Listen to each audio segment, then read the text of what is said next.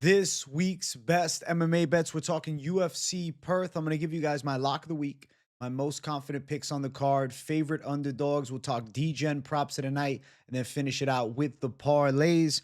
So make sure you guys smash that like button. If you're new to the channel, subscribe, turn the post notifications on, and make sure you share the video too. Ready to get back on business. After a week off, last card, unfortunate L at the top with Gordon getting hit by a car before the fight. And then John Silva fighting crazy over aggressive, getting knocked out. The Lock City parlay crashed, but that's okay because I'm feeling real good about this week. I got some nice parlays at the end, but for the lock, I'm going straight underdog money line. It's a close money, but still that slight plus tag. And I'm feeling pretty good about the heavy-handed savage that I'm calling the lock this week. So without further ado, the lock of the week. Louis Sutherland over Justin Tafa. This lock spoke to me. I feel like Tafa at 7-5 has to be, at this point, one of the bottom barrel heavyweights. You look at his wins, okay, he beat Austin Lane, but what does that really say? Austin Lane got knocked out by Greg Hardy. I guess you could give him some credit for the rebellious Despain win, but Despain had no ground game. Who else has he beaten? Harry Hunsucker, a lot of mids along the way, a couple years back, losing to Jared Vandera, knocked out by Jorgen De Castro. He's matched up against the Scottish Savage and Louis Sutherland, who seems to be a heavyweight with a bit of upside. I think he can make a run towards the top 15. I think he could have a similar success rate to somebody like a Mick Parkin, maybe even superior to that. When I look at the matchup, I think, okay, Tafa, power bomber. Tafa, knockout power in both hands. But outside of power, what does he have? He's not a crisp and technical striker. He's a gunslinging brawler. And then on the opposite side, yes, Louis Sutherland has the big power in his hands and the aggressive style, but he does have a bit of wrestling. He does have some good ground and pound. He's physically imposing. Both guys big in the 260s. Sutherland, though, a little taller, a little longer, and I'll say a bit more athletic, and seems to already be the more well-versed MMA fighter. You can look at some of his recent fights and you can say, okay, the knockout power is legit. But on top of that, he's won decisions too. And I know some people say, oh, well, he couldn't knock out X fighter. He couldn't knock out that fighter. He shows technicality in his striking. Like Louis Sutherland is not just a wild knockout puncher. He has power and he can put people away, but he can kickbox from range. He can chop at the legs. He can pick his shots and he can stay calm. And then he can press and look for big combinations and power shots against the cage. He can smother you up against the cage and control you. His wrestling is going to be clearly better than Tafa's. His ground and pound, pretty damn ferocious. And his striking's good. I say he's defensively aware and sound. He throws some big overhand shots, the meaty hooks like a Tafa does too. But I do think Sutherland is more well-versed in his MMA fighting game, whereas Tafa's only path is a knockout. I think Sutherland can win this fight on the feet by knockout. I think he can pin Tafa up against the cage and take him down and beat him up from top position. He could grind out a decision. He could probably submit a Tafa. But I think he's very live to win by ground and pound. I think a stoppage with ground and pound, if he gets in mount or even in fucking half guard, I could see him dropping some hammers on Tafa. How is Tafa going to respond to having a guy this big on top of him? If you look at Tafa's UFC career, last fight, striker, knocked out. Fight before, it was Carl Williams. And Carl Williams has decent wrestling, but let's be real. Carl Williams is a pretty skinny heavyweight, doesn't weigh above 235, 240. He can wrestle a bit, but I'd say his wrestling was a tad bit overrated. If Sutherland's on top, you're not getting up. And the wins for Justin Tafa are just guys that are rather unimpressive. Juan Adams, not in the UFC. Harry Hunsucker, not in the UFC. Parker Porter, not in the UFC. And Austin Lane, holding on by freaking thread, by a little hair on his ass cheek to still being in the UFC. I really think that Sutherland has a clear path to victory in this fight. Pressure against the cage, into takedowns, into ground and pound. He can kickbox from distance with Tafa. I think he could counter shot him and put him to sleep. We've seen the Tafa chin tested, knocked out in his last fight, knocked out in his UFC debut. I think he's getting finished here too. Louis Sutherland seems like a solid Scottish prospect with a lot of upside. Before getting to the UFC as well, I mean, he had the PFL tour run, had a few fights there. Took some losses, never been knocked out. I think he's got a good chin. Comes in shape for one of the bigger heavyweights on the roster with a well-versed MMA game. Slight plus money. It's about plus 100 range. You can find it varying from minus 105 all the way up to plus 105. Still underdog status. And I like his chances to beat Justin Tafa. I think the only reason Tafa's the favorite is because of his UFC experience and them being in Australia. But Louis Sutherland seems like the more well-versed MMA fighter with the physical tools on top of the skills to handle a one-dimensional Tafa. That ground game is red flags. And it's not like he's an elite striker. He's got power, but that's about it. I think we're going to see a W for Sutherland in this fight. And I like the chances of ground and pound. Sutherland, underdog, Savage locking it. I'm feeling good about it. And I'm excited for this Saturday. I think we got something good. Now, for the lock, W right there. Let's jump to the next section. I want to talk about my most confident picks. We'll bring them up on the screen and we'll go one by one talking about the big four you see. And then I'm actually going to drop you guys an extra two just to bless the folks with some more. So, number one, Jake Mathews. This seems like an obvious success. I get it. The odds are a bit wide. Yes, I understand Neil Magny has won recently, comebacks, but Zaleski quit. Malott gassed out. Jake Mathews is good. He's on a nice win streak. He got a quick W against Chidi Bang Bang and Jaquani last time. His boxing is sharp.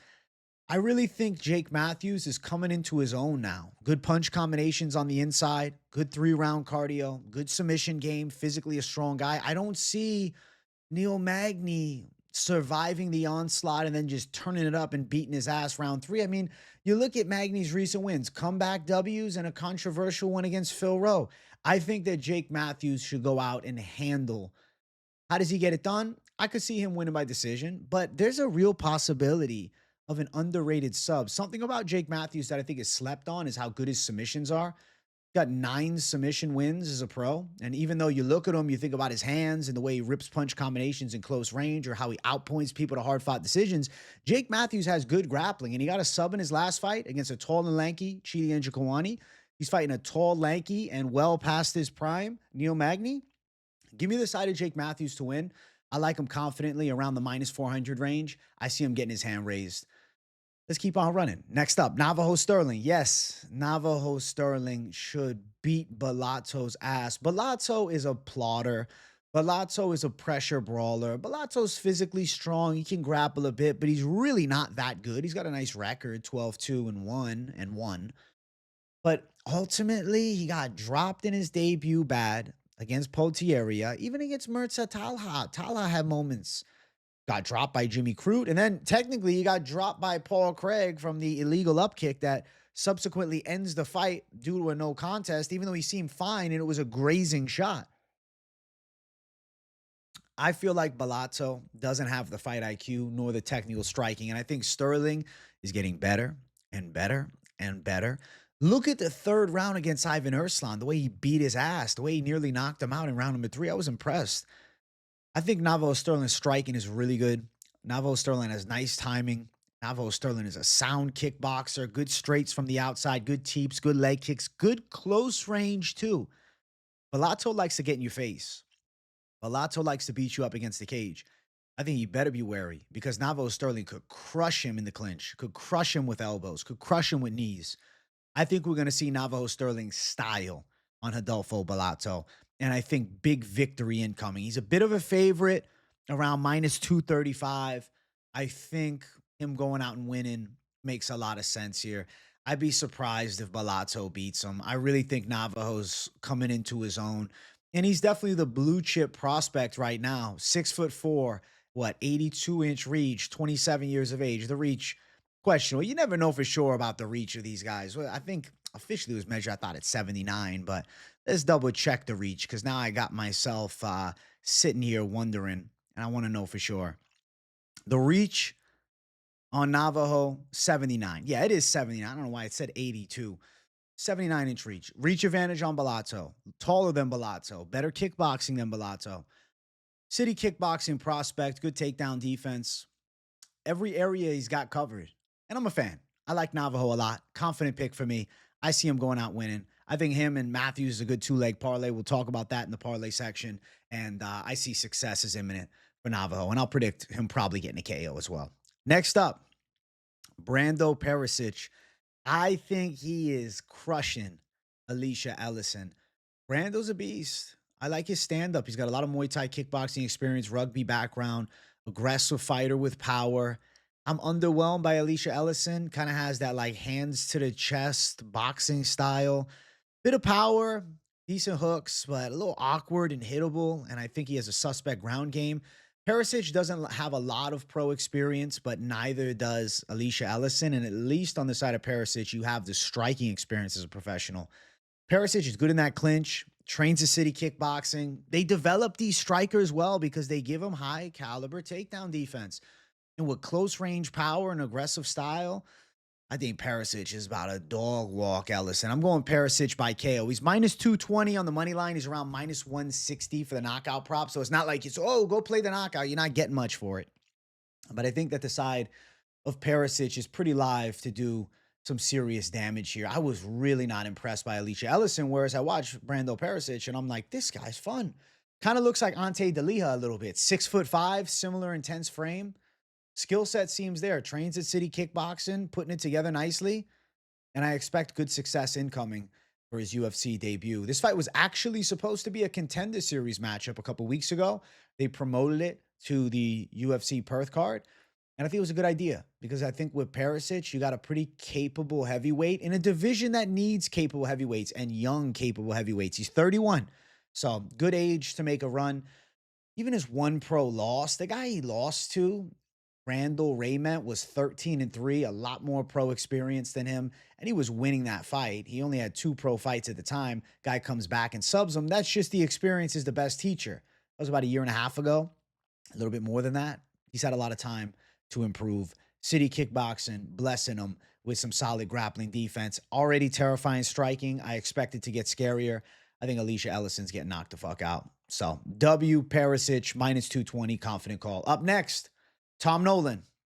I know people are wary of Tom.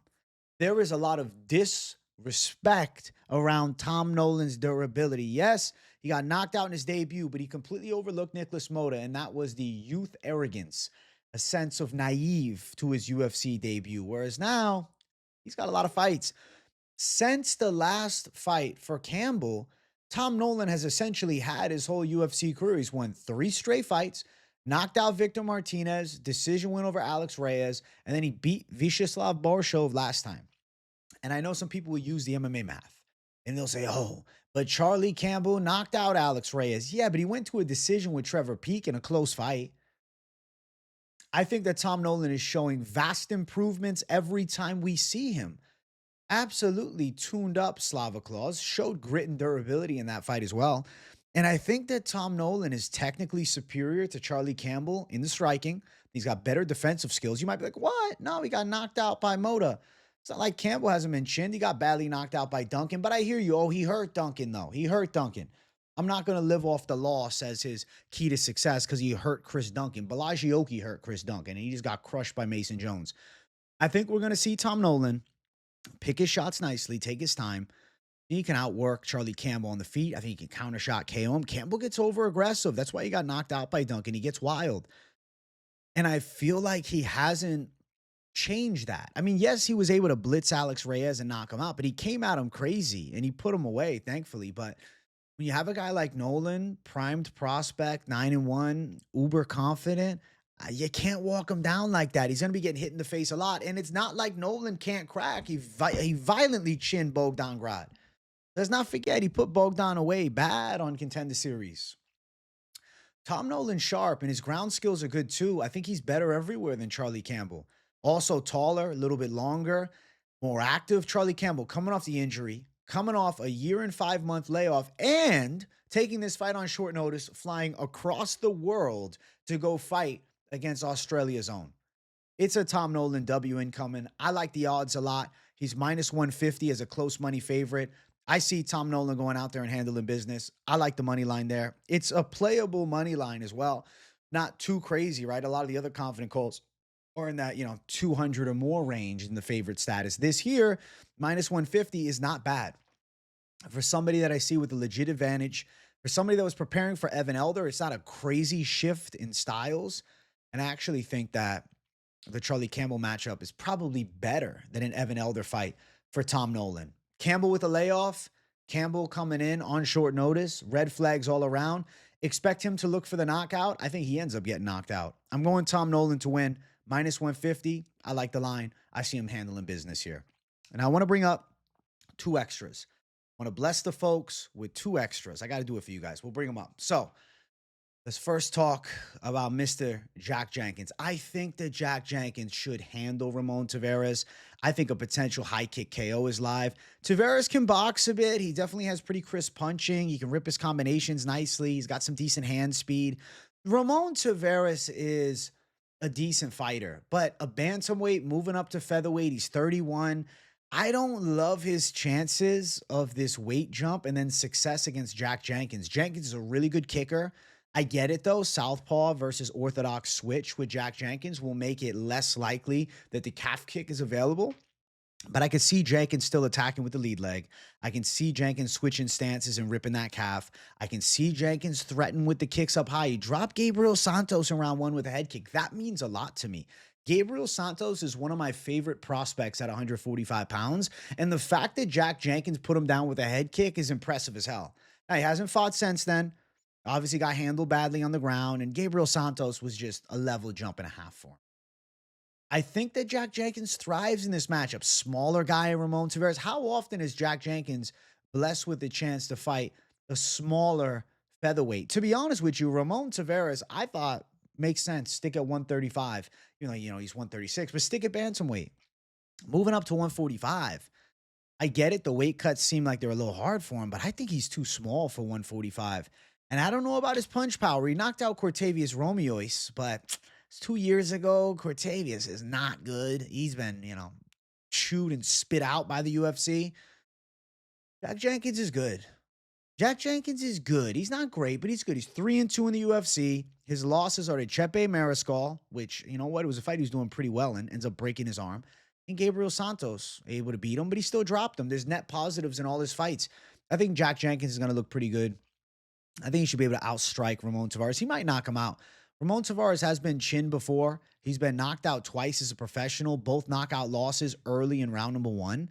And I think Jack Jenkins' head kicks are a problem. I think Jenkins could touch the chin, though I must say, I do think that up in weight, there's a possibility that Ramon Taveras' chin is better. And, he's filled out. He's confident. He's got some power. He could make it a decent fight. But I think Jack Jenkins, the superior fighter with all 8 limbs especially, is able to technically outstrike him. He lost to Davey Grant last time, got his legs chopped up. I think Jack Jenkins handles. So Jenkins for the W incoming. I think KO is live, but KO or decision, sensible. Jenkins for the win. Minus 280 on the money line. Yes, a little bit wide, but I think he deserves a tag like that. And then I got the great hope of Team Hebas family. Alexia Thayanara. I think that she can handle Loma Lukbume on the ground. Lukbume has had a grappling edge in some of her recent fights. Not in this one. She's fighting a powerful striker in Thayanara with a really good jiu-jitsu game. Seems like Thayanara is the blue chip prospect at women's strawweight.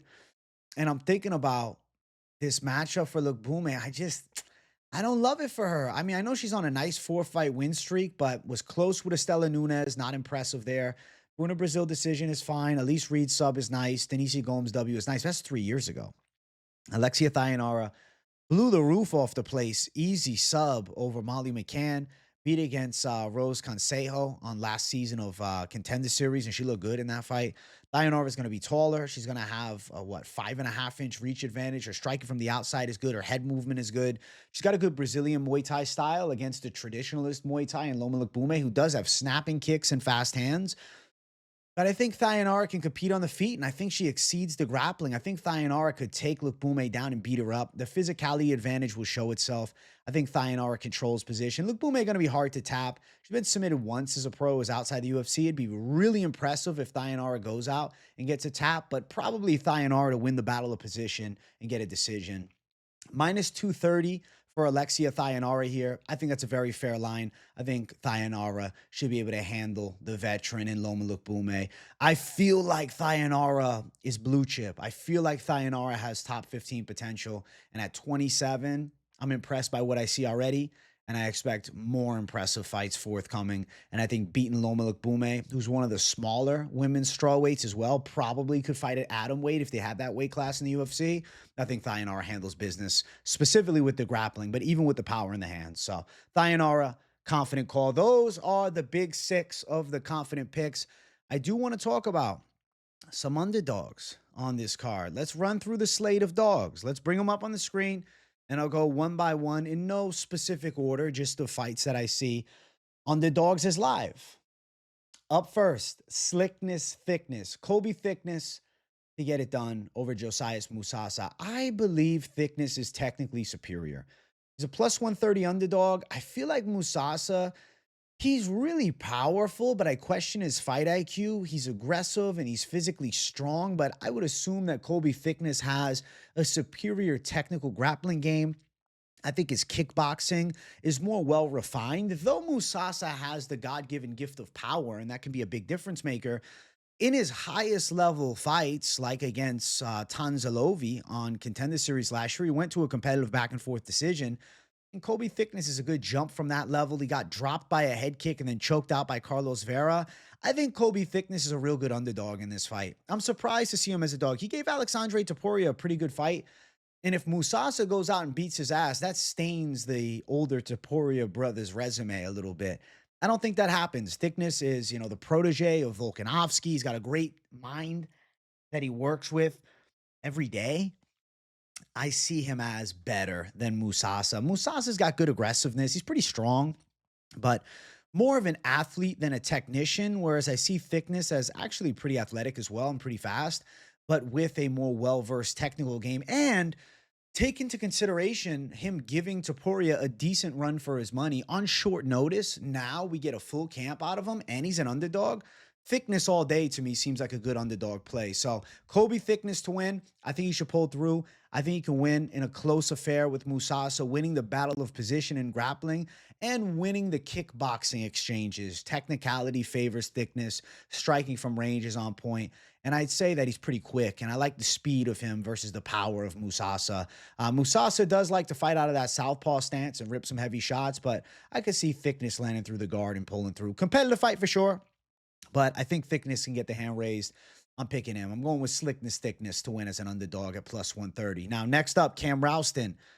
Cam Rowston has good grappling, and everybody is so quick to dismiss him because of last season's Contender Series loss to Therese Finney. But this season, I picked him as a big underdog against Holmes, and he went out and beat his ass in the first round.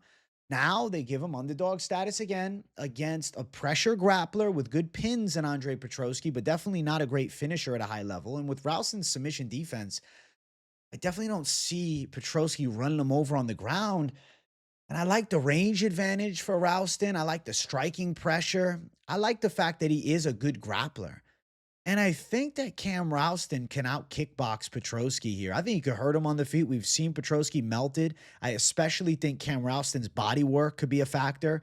Kicks to the body and knees to the body in close range. I could see that wilting Andre Petroski, to be honest with you.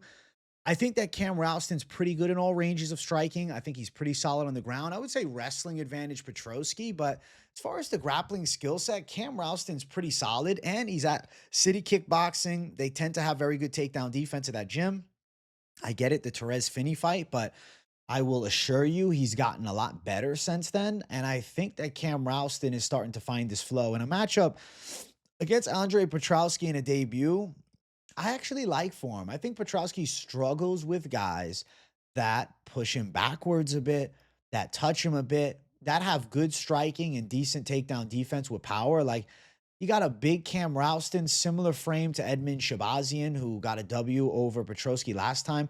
And if you look like, okay, Petroski, he beat a tall Josh Frem, but Josh Frem has no power. Rowston's got power. Rowston can rip his shots nicely. I like Cam Rowston a lot in this fight. I think he wins inside of the distance.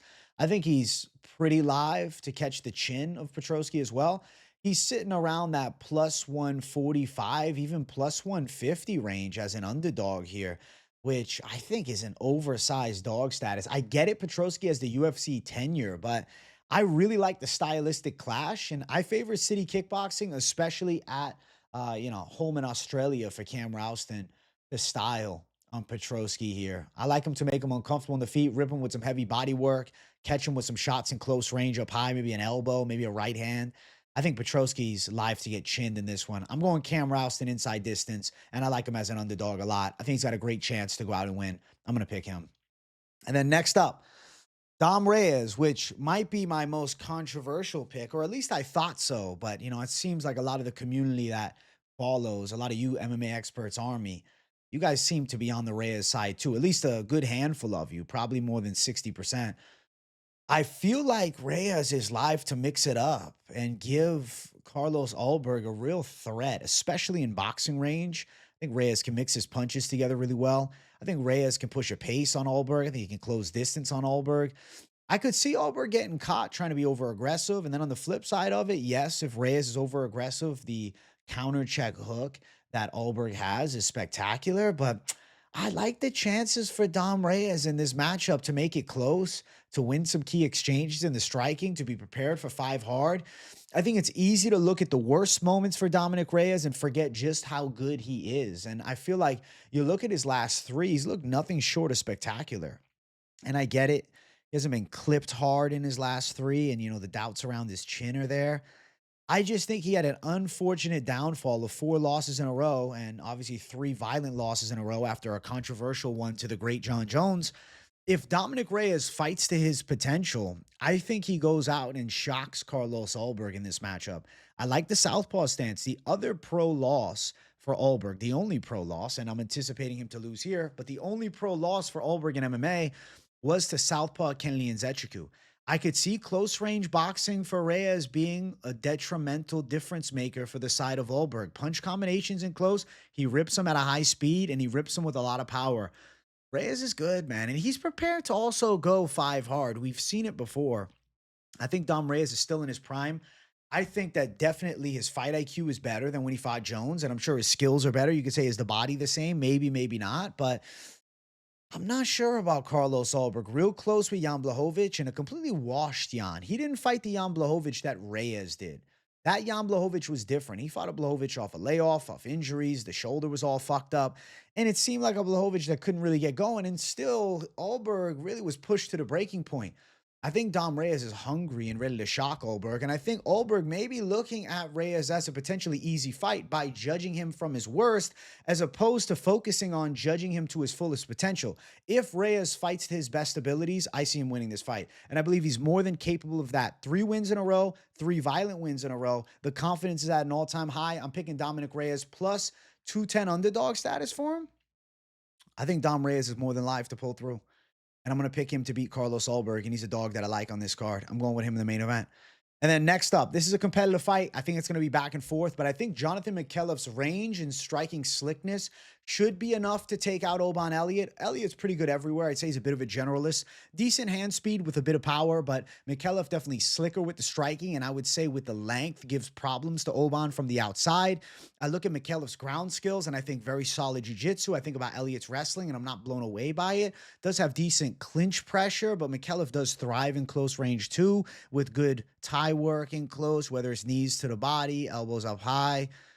I like this matchup for Micallef. He's a slight underdog, and I don't necessarily disagree with how close the odds are, but you look at Micallef's physical tools, right? Very long. Both of these guys 6 feet tall, but a 5-inch reach advantage for Micallef. And he is a southpaw too, with good hand speed and shots from the outside and good jiu-jitsu. Jonathan Micallef is a tricky physical threat for Oban Elliott. I don't know about Oban at this point. Suk Hyun Ko completely shut him down in all areas, and that wasn't long ago. It was about 3 months ago.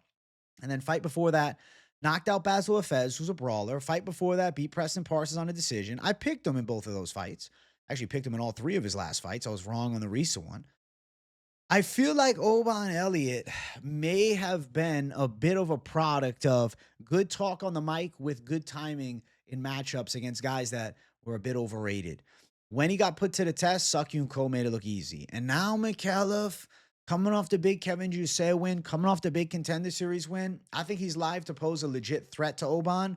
I'm going to go Micallef to win. I think it's a hard-fought 3-rounder. I think we're going over 2.5, but slight underdog Micallef seems pretty live to go out there and pull through, and I'm going to pick them in this spot. I like these dogs a lot. 4 underdogs in the favorite dog section, 5 if you include the Savage Dog Lock and Louis Sutherland. So good handful of underdog picks for this card that I feel have real probability and high possibility of coming through. So I like the lines here. Those are the favorite dogs. I want to jump to the next section. I want to talk about some Degen props of the night. Now, first, I want to bring up an over.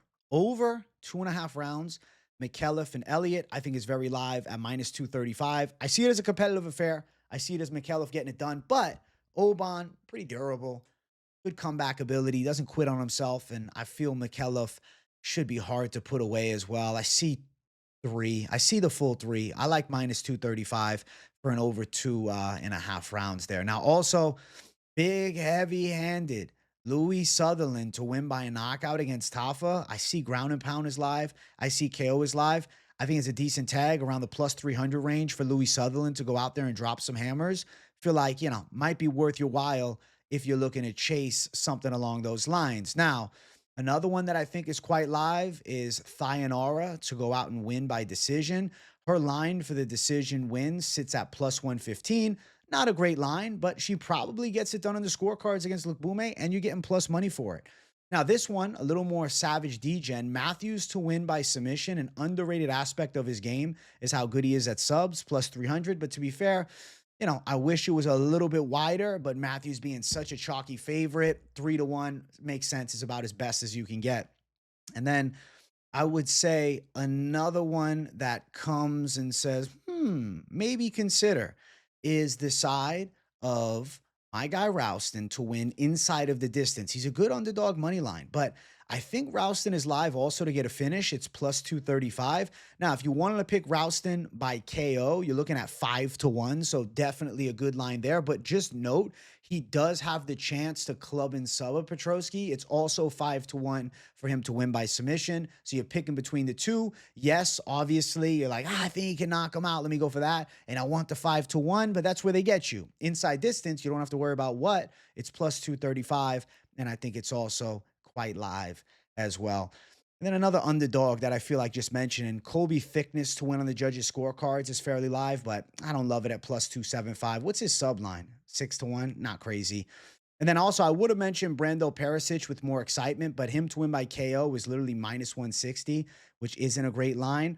But Peričić by submission sits at +1000. So depends how you want to play it. You want to play it value-based because Peričić does have a win by sub, and Elisha Ellison does have a loss by sub. So maybe you're considering a club and sub and you get 10-1. So just something to note, +1000 Peričić by sub. Obviously, I lean towards the KO, but still I feel as though, worth mentioning for those that are looking to attack some more Degen style props and things of that magnitude.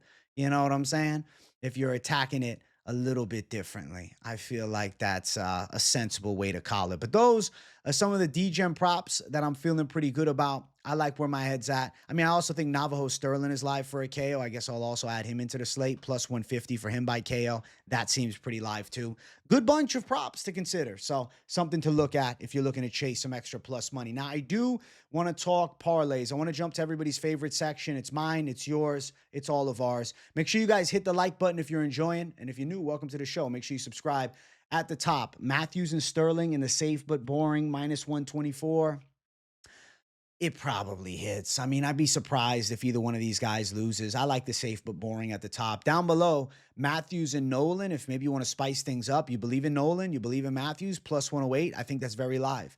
And it's plus money. Now, a city kickboxing 2 legs, Sterling and Peričić, Both guys I like on this card. Obviously, Peričić in a UFC debut, but a very winnable one, plus 118 for that 2-leg.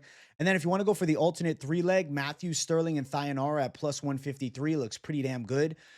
Go down below one more, Mathews, Sterling, and Nolan. If maybe you're like, hey, I don't want to play a women's fight. I like Nolan a lot, plus 201 for that 3-leg. But obviously, you could add Thianara in too and then do a 4-leg, depending on what you're feeling.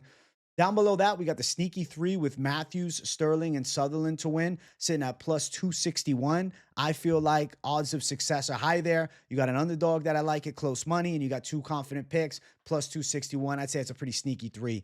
Now, confidence is high down below with Mathews, Sterling, Nolan, and Peričić at plus 354. I like the chances of those 4 savages. Down below that, Sterling, Peričić, and Rowston at plus 430, a dog 3-leg. Looks pretty smooth. Now, keep on moving. 5-1 savagery. Mathews, Sterling, Nolan, Peričić in the over 2.5 rounds in the Micallef and Elliott fight sits at plus 520. That's some real plus savage mode at 5-1. If you want to pay the rent, you got nothing left, and you're like, fuck it, man. You're going Sutherland, Mathews, Sterling, Nolan, and Jenkins at plus 721 for a 7-1 line. That doesn't seem like a stretch. Sutherland again with Peričić, Nolan, and Thicknesse plus 1108 to mix some things up. I kind of like the chances of plus 1108 hitting, and it's a Degen 5-legger. Down below, the Savage play, another Degen 5-legger, but not as Degen maybe, but the odds are better. I don't know. It depends how you're feeling.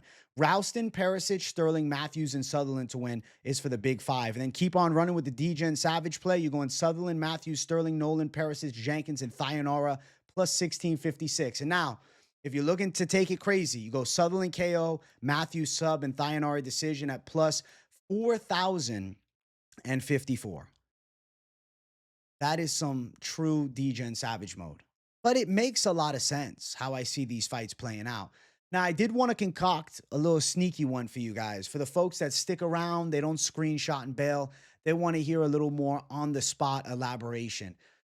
As I'm talking, I can't help but think Cam Rowston to win is a nice line. Plus 143 Cam Rowston, right? And if you're like, I kind of think slickness, thickness is good enough, just those two together is plus 483. But then if you're feeling the side of even an Alexia Thianara, you got plus 716. But if you want to push it to, I don't want to say a breaking point, but if you want to push it to a different level and you're like, hey, this kind of calls me, and you want to maybe play her inside distance as I find this line here. It's not right in my face. I got to find it. Or excuse me, by decision, not inside distance. Thianara is plus 115 for that. Where's my plus 115 tag? Oh.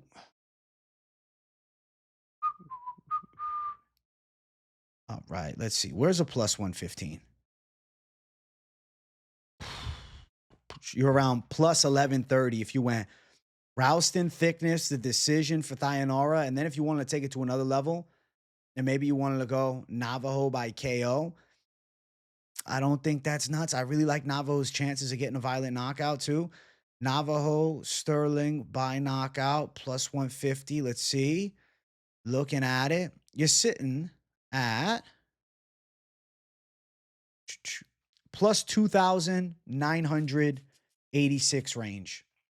Obviously, some approximations because not all the lines were right available, but within reason, nearly 3-1 for Rowston, Thicknesse, Thianara by a decision, and Sterling by KO. And then if you wanted to take it to the fucking next level, and you're like, fuck it, I like Mathews by sub, now you're going absolute degeneracy. But crazy shit has happened. Plus 14,097 for that absolute degen fucking savage leg. Holy shit. I do think, you could go Sterling by KO instead of Sutherland in your cycle parlay with Thianara decision and then with Mathews sub. If maybe you're like, I feel like I like that better. If you feel it calls your name more, I don't think it's a terrible idea.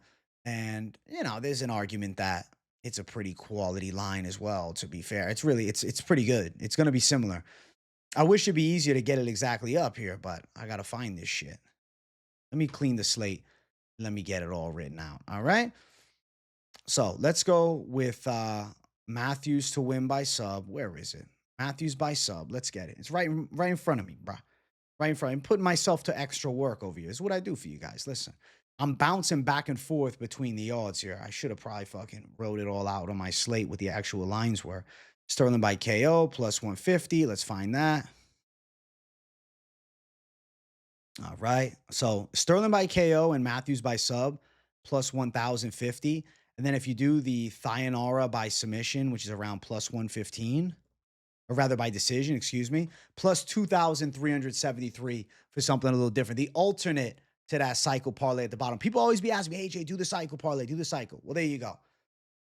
Let me know in the comments what you thought. W in the comments for sure for the sneaky plays. Drop a sneaky in there if you stuck around. I appreciate those that don't screenshot and bail. Now, my best advice is always do your research, see where it lines up with mine. Let's put both our brains together and let's concoct some magic. I hope you guys enjoyed this week's Best MMA Bets. Make sure you guys smash that like button. If you're new to the channel, subscribe. Turn the post notifications on. Make sure you share the video too. W to the people. I appreciate you all. W in the comments. You got nothing to say, but I want to hear you guys' favorite dogs, your locks, your parlays, your props, whatever. If you like some chalky lines, I want to hear from the folks. So let me know down in the comments below what you savages are thinking. But definitely W in the comments if you got nothing but just love for your boy and want to boost the algorithm. I appreciate you all. I see you all in the next one. Peace out.